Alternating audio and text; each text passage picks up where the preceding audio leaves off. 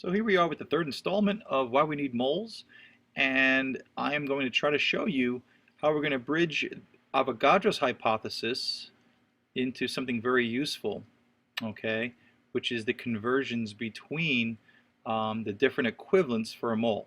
So if I have two gas tanks, and they're both 100 liters, and they're both under the same temperature and pressure, we have figured out that they have the same numbers of seats.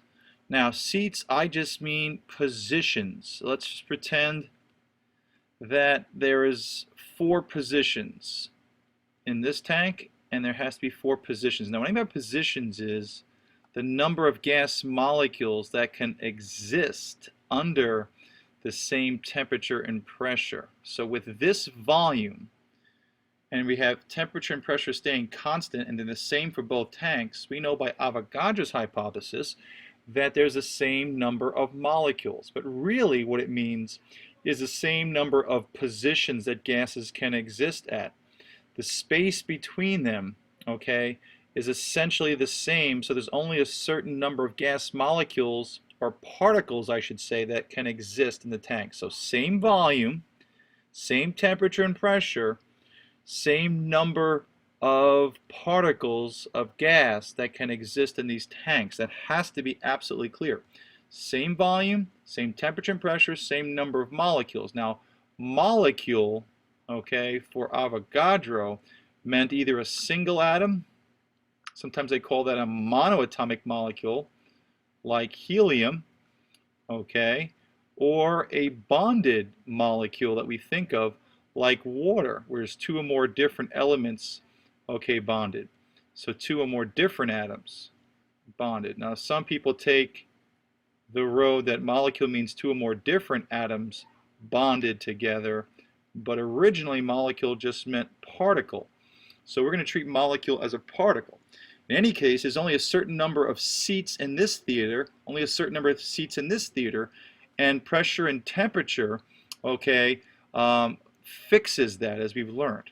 Now, what's nice about this is that when we look at 2 gases that have the same number of particles, obviously they have different masses. So the mass of all the particles that fit in this box is 640 grams, and the mass of all the particles that fit in this box is 40 grams. So what's interesting, as we've talked about, because these are the same number of molecules, we actually get a 16:1 ratio of the mass of all the oxygen in here versus all the mass of the hydrogen in here.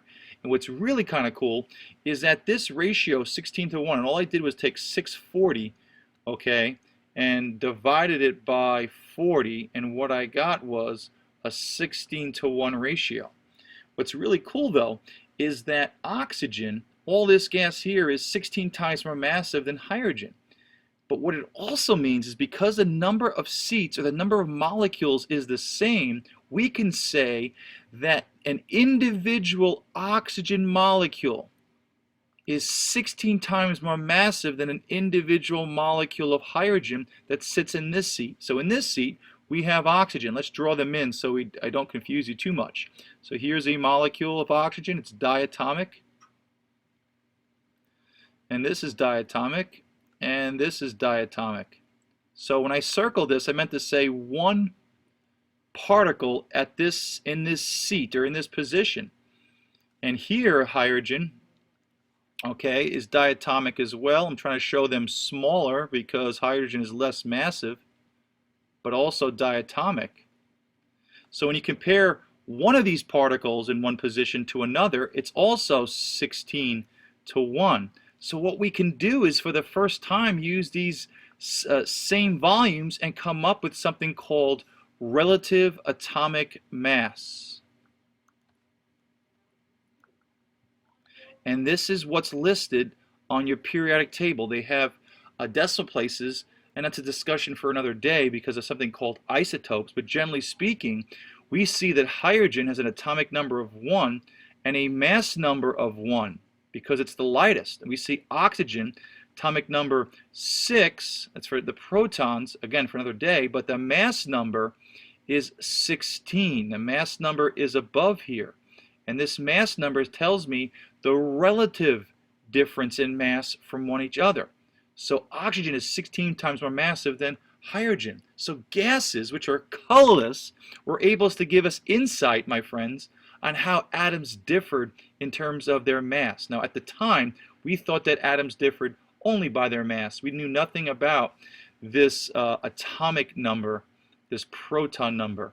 Okay, we only knew that atoms differed by their mass, but to colorless gases let us study and find out something about atoms that we couldn't see. I find that to be always amazing. But there's more to this story, a lot more. Because now we have this relative atomic mass, how one atom differs from another, we can actually start using this mole concept. Again, why do we use moles? Well, remember back from my first one, if I want to take hydrogen and I want to react it with a chlorine atom to make hydrochloric acid, okay, well gosh, in its simplicity I need one hydrogen, okay, and I think I'm using blue for hydrogen. I need one hydrogen for one red, let's make chlorine red, and that should make one of these. Well, my friends in chemistry, it's great that we have this way to know how chlorine and hydrogen differ. By the way, chlorine and hydrogen differ by about 35 times, okay? But what good is that? What good is this, okay, if I don't know have a way to count these? So I want to match the same number of hydrogen, the same number of chlorines. Now, we learned through Gay-Lussac's law of combining volumes that, hey, we would need one box or one equal volume of hydrogen and one equal box to make one of these boxes because they're all the same particle. And that'd be great for gases, but we're oftentimes not using gases. Now I have to make, since we're at the point where we know that these guys are diatomic, this would bond here.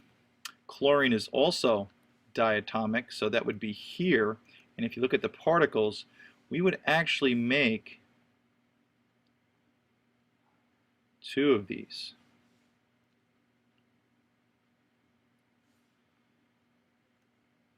All right, and that's how this would go.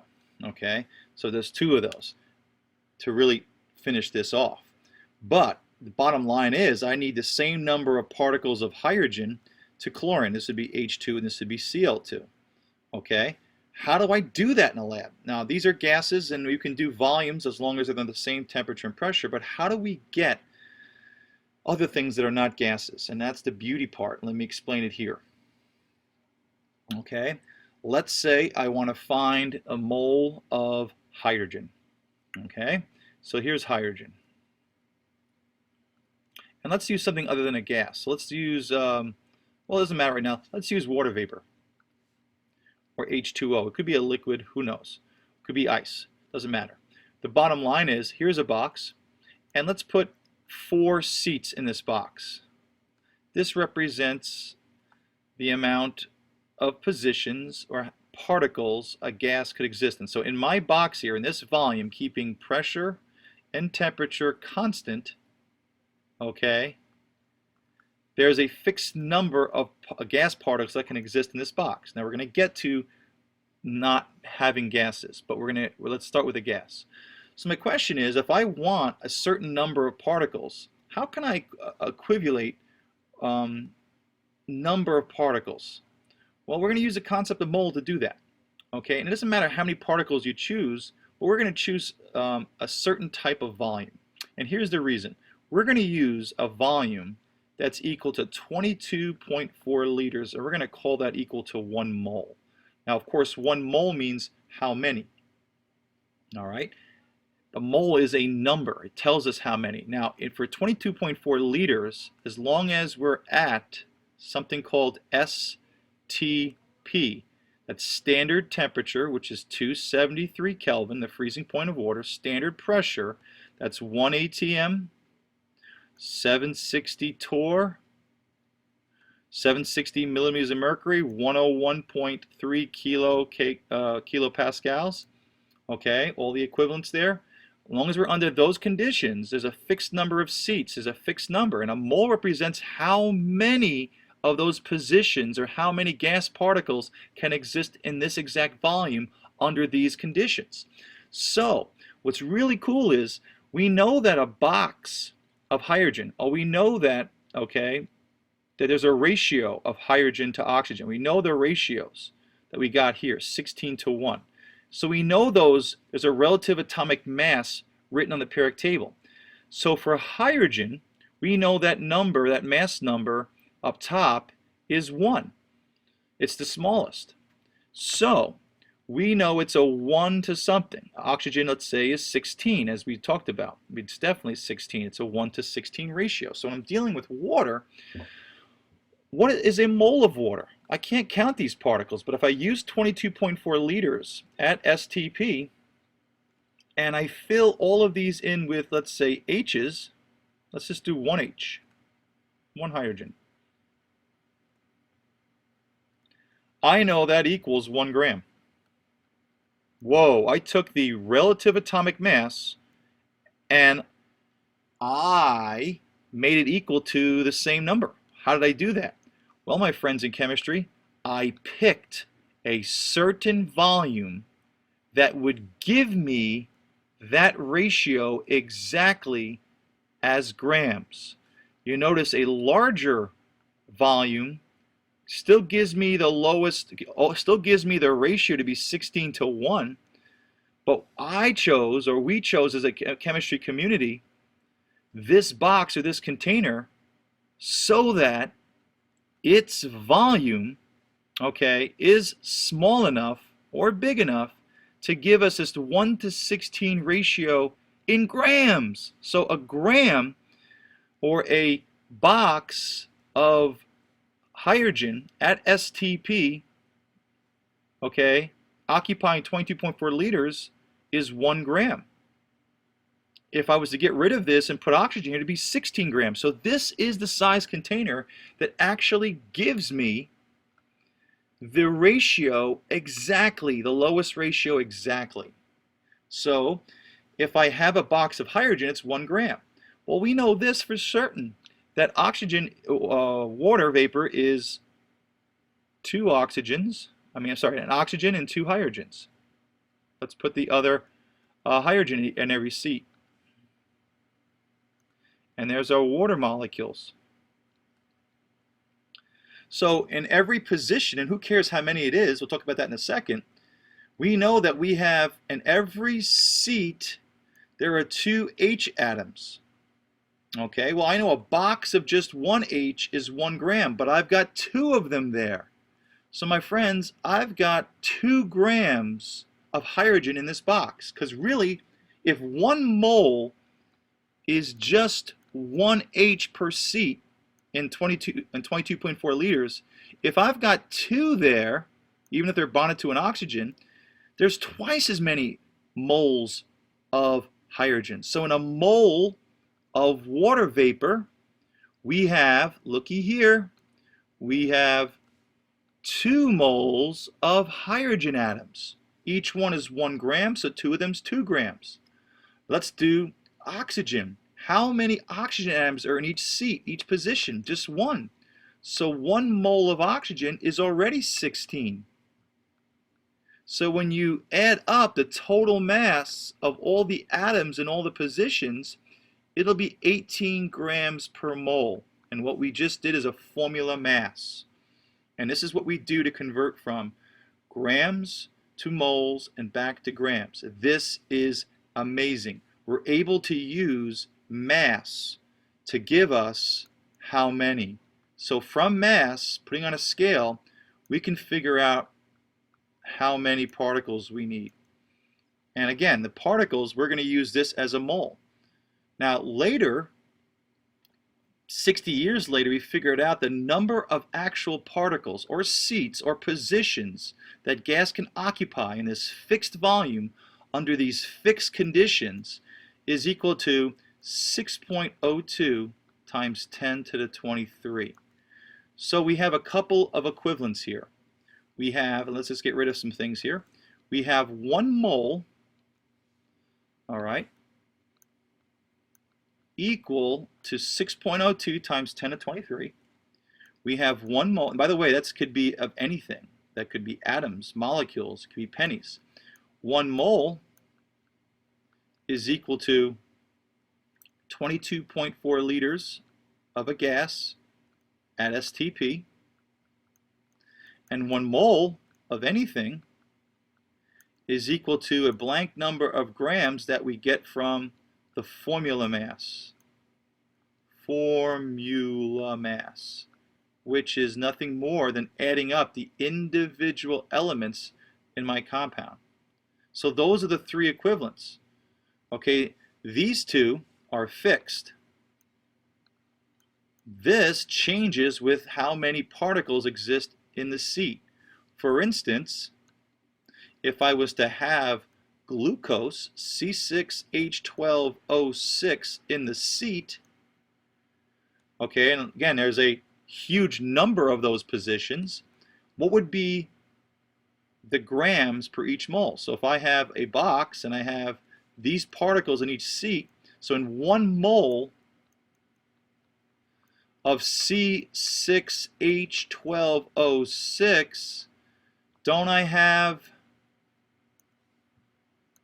6 moles of atoms? No, I should say carbon atoms. And in a mole of this, don't I have 12 moles of hydrogen atoms? And don't I this, I have 1 mole, I have 6 moles of oxygen atoms. And what do I do with this? Well, this would be, let's do it over here, 6 times the relative mass of carbon, which is 12. Okay. I'm getting this from the periodic table. The relative mass of hydrogen is 1, so that's 12 times 1. And of course, relative mass of oxygen is 16, and there's 6 of them. Okay, 6 times 16, we got 96. And we add this all together, we get 108 grams per mole. Much larger than the 18 because there's a heck of a lot more atoms per particle. Okay, so this is an example of doing a formula mass. So in this case, they call it a molecular mass because it's a molecule. We'll talk about those differences, but it's the same thing. And this is my converting factor to go from grams to moles and moles to grams. So when I showed you the converting factors above, this is blank because this depends upon the formula. If it's H2O, it's 18. Okay, if it's glucose that we just did or sugar, it's 180. It depends upon how many atoms are in each seat, but these numbers are fixed. So how do we go on and convert? There's 3 basics here. Well, we convert by using something called the mole diagram. Okay, and we think of mole in the middle, and we know we can go from moles to grams and grams to moles, and the converting factor is 1 mole equals some number of grams. We get that from the formula mass, or the periodic table. Then we have moles can go from moles to liters, or we should say volume. Okay, how do I do that? Well, I know 1 mole is equal to 22.4 liters, always, as long as a gas is at STP. And we know that we pick that number because that gives us what? The ratios in whole number gram. So we can use the relative mass and use those whole number ratios directly to get grams. And last but not least, I can convert mole to really what it represents is number of stuff. I say number of stuff because mole doesn't have to be number of atoms or particles, it could be anything. And I want to convert what mole represents. 1 mole equals 6.02 times 10 to the 23 of, and I'll leave this blank because it can be pennies, it could be marshmallows, it doesn't matter. Okay, so like in eggs, 1 dozen was a word that equals 12. 1 mole equals 6.02 times 10 to the 23. A huge number, and it's very large because particles are so small. And this represents the actual number of seats or positions gases can exist in 22.4 liters. That's where we got that from. So we know these are our definite equivalents or our converting factors. The only one that we have to be careful of is this one, because we have to compute the formula mass. And that's how we go about doing the homework, which I'm going to model a few problems next.